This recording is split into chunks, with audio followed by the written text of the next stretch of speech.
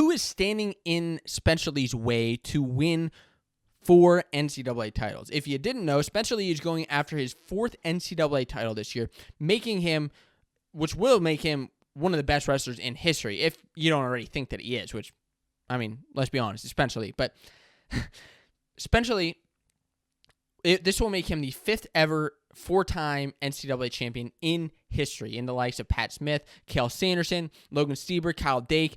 The next up, Spencer Lee. Can he get the job done, or will one of these guys stand in his way? There are 10 All-Americans returning to 125 pounds this season, including Spencer Lee. There were going to be 11, but Drew Hildebrandt announced that he will not be wrestling this season. Drew Hildebrandt of Central Michigan. So that's unfortunate to see. But what about everybody else? So Spencer Lee, I mean, will he get the 4th title, or will something crazy happen to him?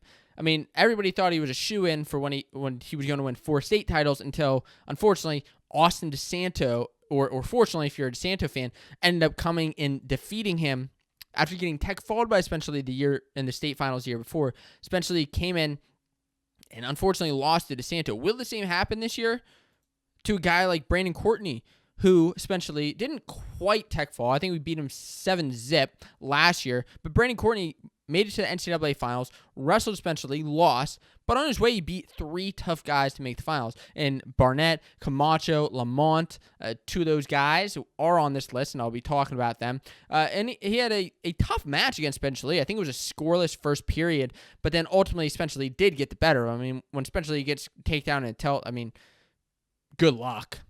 Good luck. But could it be a similar story with the DeSanto in high school? Could he put in the necessary work to come back and find a way to defeat Spencer Lee? I don't know. Pat McKee of Minnesota placed 3rd at NCAA's, was a number 15 seed, came back, won 6 matches in a row after losing to Sam Latona, and ended up coming back for 3rd. He lost by fall to Spencer Lee in the duel, so I don't know that he'll be a huge threat to Spencer Lee, but I still think at 125 pounds, the rest of the field should watch out for Pat McKee of Minnesota. Now, the next guy here, Vito Aruja. Vito placed 4th at NCAA's back in 2019. So he, along with another guy on this list, who I'll get to in a second, did not wrestle last year because the Ivy Leagues did not allow any athletes to compete in their sports. But Vito of Cornell wrestled in 2019, never wrestled Spencer Lee. So I think that, that could be good or bad. He never wrestled him, so he never really got to kind of feel him out, but he never wrestled him, so if the first time Spencer Lee's wrestled him is in NCAA finals, what'll happen? Now, Vito only losses that year in 2019 when he did All-American was Sebastian Vera. And Sebastian Vera, we know, is tough and is one of the only guys to ever beat Spencer Lee. So I think Vito is a guy to really watch out for as we get into this season. Taylor Lamont of Utah Valley placed 5th last year. He upset the number 2 seed, then ended up losing to Brandon Courtney in the semifinals. The number 2 seed was Sam Latona at last year's NCAAs, who's also on this list.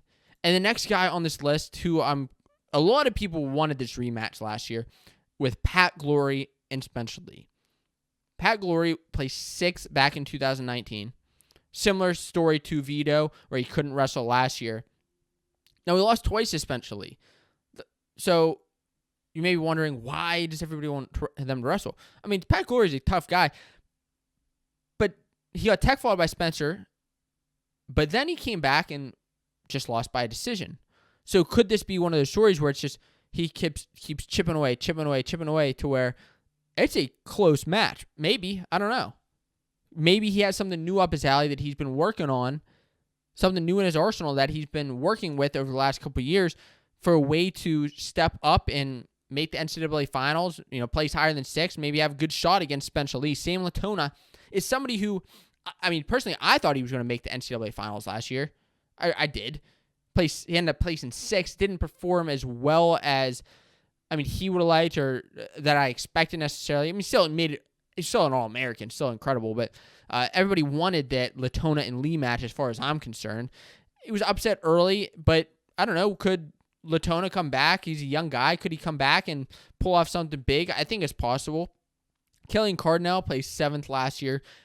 Now, he was majored by Spencer in the second round, but he battled back to place. Now, getting majored by Spencer is, impressive because you weren't pinned, but, like, I don't necessarily know that's enough. I don't think that he's necessarily in Spencer Lee's way. Same with, like, another guy who is Ravon Foley, who placed 7th in the past, not last, but in the past, lost by fall to Spencer at last year's Big Ten championships in the first period. So kind of a rough loss from Ravon. And then Eric Barnett, another guy who he placed 8th last year of Wisconsin. He had a big fall over Schroeder at the beginning of last season, kind of propelled him forward.